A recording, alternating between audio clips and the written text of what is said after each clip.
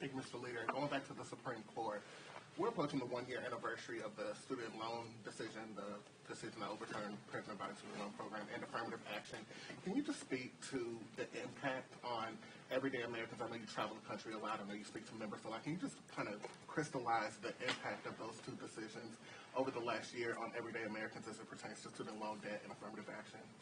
The extremists on the Supreme Court have decided that they're going to carry out an ideological crusade to undermine basic American principles related to a woman's freedom to make her own reproductive health care decisions, President Biden's ability to provide student loan debt relief to millions of young people of every race across the country, and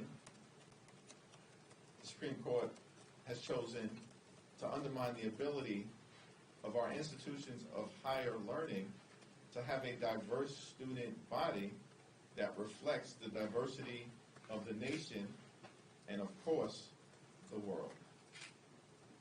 The Supreme Court and its right-wing majority is clearly out of control and out of step with the American people, which is why its approval rating is even lower than that of the United States Congress. Clearly, work needs to be done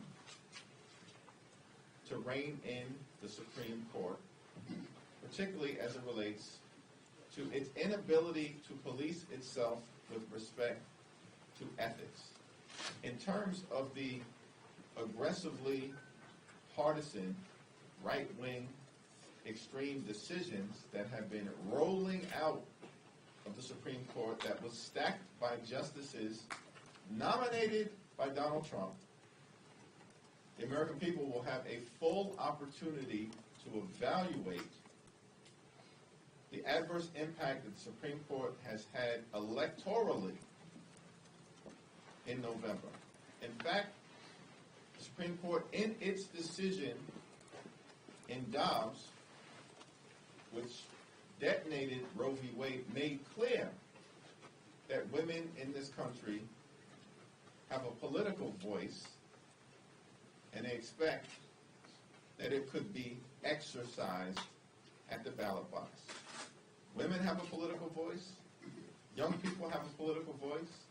Communities of color have a political voice. The American people have a political voice, and it will be exercised on November 5th.